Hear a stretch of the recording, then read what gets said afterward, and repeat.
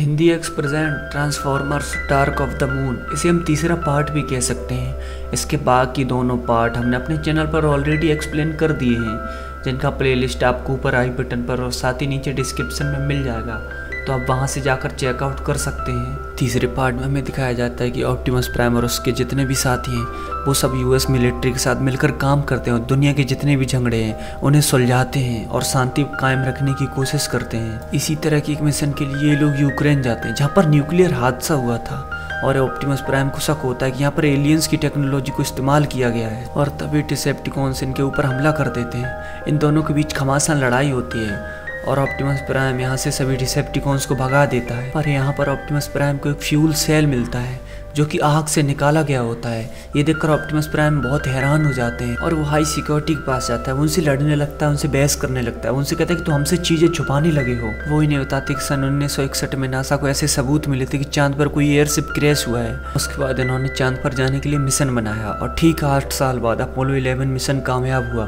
और इंसान ने चांद पर पहला कदम रखा, जहाँ पर इनको एक बहुत बड़ा स्पेस शिप मिला जिसका नाम आर्क था। इंसानों ने उसकी छानबीन की पर इसके बारे में दुनिया को कभी कुछ पता नहीं चला, पर इंसानों को समझ आ चुका था कि वो इस ब्रह्मांड में अकेले नहीं है। दरअसल आज से हजारों साल पहले जब ट्रांसफॉर्मर्स का खुद का ग्रह हुआ करता था और जब वहाँ पर ऑप्टिमस प्राइम और मेगाट्रॉन के बीच में लड़ाई हुई तो ऑप्टिमस प्राइम के साथियों के पास यानी ऑटोबॉट्स के पास एक ऐसा शिप था जिसका नाम आर्क था,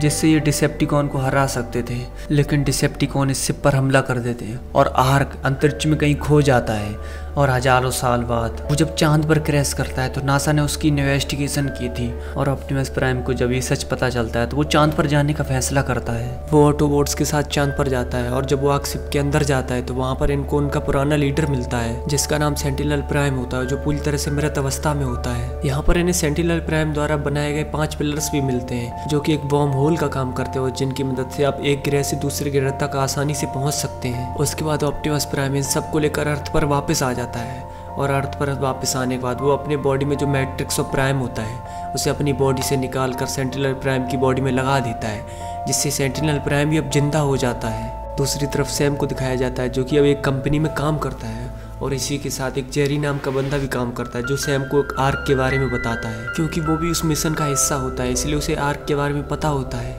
पर जल्दी एक डिसेप्टिकॉन जिसका नाम लेजर बीक होता है वो उस जेरी नाम के बंदे को मार देता है। उसके बाद सैम सेक्टर 7 के एक पुराने एजेंट के पास जाता है जिसका नाम सिमर होता है, जहाँ पर इन्हें इन्वेस्टिगेशन के दौरान पता चलता है कि डिसेप्टिकॉन उन सभी लोगों को मार रहे हैं जिन लोगों को आर्क के बारे में पता होता है। और अब अगला नंबर सैम का होता है। ये दोनों के दोनों एस्ट्रोनॉट्स के पास जाते हैं जिनके पास आग की फोटोज होती हैं। ये जब उन फोटोज को देखते हैं तो इन्हें पता चल जाता है कि अपोलो 11 के 1969 में चांद पर पहुंचने से पहले ही डिसेप्टिकॉन वहां पर पहुंच गए थे और वो जानबूझकर आर्क शिप को वहां से नहीं ले गए, क्योंकि उन पिलर्स को एक्टिवेट सिर्फ सेंटिनल प्राइम ही कर सकता है और डिसेप्टिकॉन उसे एक्टिवेट नहीं कर सकते हैं। और जब सेंटिनल प्राइम उन्हें एक्टिवेट करेगा तो डिसेप्टिकॉन उसे अपने कब्जे में ले लेंगे। और अब सैम को जब ये इन्फॉर्मेशन पता है तो वही जानकारी हाई कमांड तक पहुंचाने के लिए यहाँ से निकल पड़ता है और तभी 3 डिसेप्टिकॉन इनके ऊपर हमला कर देते हैं। पर बम्बलबी जो कि सैम का दोस्त होता है वो सैम की जान बचा लेता है। अब जहाँ पर सेंटिनल प्राइम होता है वहाँ पर कुछ डिसेप्टिकॉन्स हमला कर देते हैं और तभी वहाँ पर ऑप्टिमस प्राइम के ऑटोबॉट्स आ जाते हैं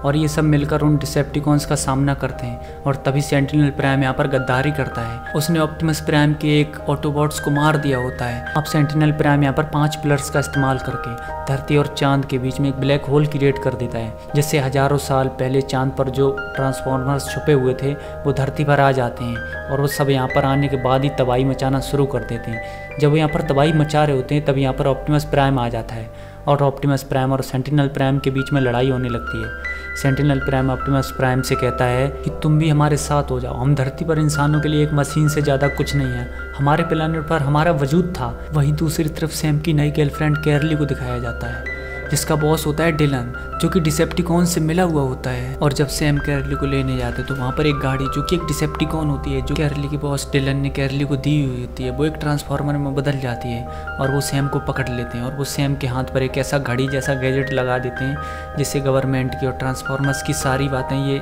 डिसेप्टिकॉन सुन सकें। वहीं दूसरी तरफ गवर्नमेंट को दिखाया जाता है, जिन्हें सारे डिसेप्टिकॉन ये चेतावनी देते हैं कि अगर ऑप्टिमस प्राइम और उसके साथियों को यहाँ से भेजा नहीं गया तो पूरे दुनिया को वो तबाह कर देंगे। तो गवर्नमेंट सारे ऑटोबॉट्स को यहाँ से एक रॉकेट में बिठाकर भेज देते हैं और जब रॉकेट यहाँ से उड़ रहा होता है तो तभी रॉकेट में एक बहुत तेज ब्लास्ट होता है और सारे ऑटोबॉट्स यहीं पर मारे जाते हैं। और अब ऑटोबॉट्स के खत्म होने के बाद डिसेप्टिकॉन शिकागो शहर पर अपना कब्जा कर लेते हैं और साथ ही वो पूरी दुनिया में उन पिलर्स को भी फैला देते हैं। कैरली का बॉस डिलन कैरली को बताता है कि डिसेप्टिकॉन का प्लान है वो ब्लैक होल से अपने रोबोट्स को यानी अपने ट्रांसफॉर्मर्स पूरे यूनिवर्स में भेजेंगे और उसके बाद अर्थ की एनर्जी से उसके रिसोर्सेज से अपने प्लेनेट को दोबारा बनाएंगे। डिसेप्टिकॉन का कहना है कि वो मुझे भी पावर देंगे, इसलिए मैं उनके साथ हूँ। वहीं से हमको दिखाया जाता है जो सेक्टर 7 के कुछ एक्स सोल्जर्स के साथ यहाँ तक पहुँच जाता है, पर तभी डिसेप्टिकॉन इन्हें देख लेते हैं और इनके ऊपर हमला कर देते हैं। ये लोग बचकर भाग ही रहे होते हैं कि तभी यहाँ पर ऑटोबॉट्स आ जाते हैं और वो उन डिसेप्टिकॉन्स के साथ लड़कर उन्हें खत्म कर देते हैं। ऑटोबॉट्स इन्हें बताते हैं कि हम रॉकेट के अंदर ही थे जब रॉकेट उड़ान भर रहा था,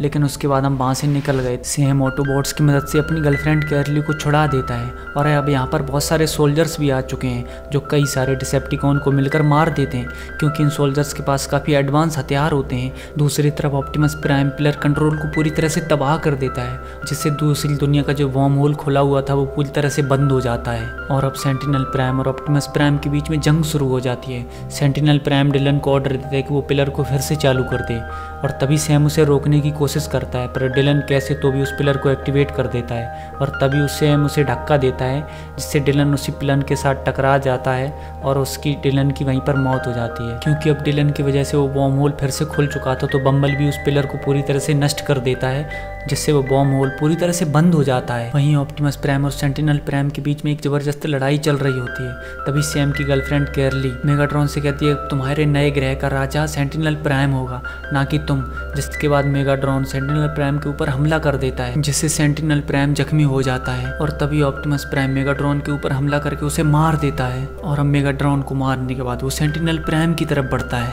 पर तभी सेंटिनल प्राइम उसके सामने गिड़गिड़ाता है, पर ऑप्टिमस प्राइम उसे इस बार नहीं छोड़ता है और इसी के साथ इस कहानी का अंत हो जाता है। तो दोस्तों, आपको ये कहानी कैसी लगी हमें कमेंट करके ज़रूर बताइएगा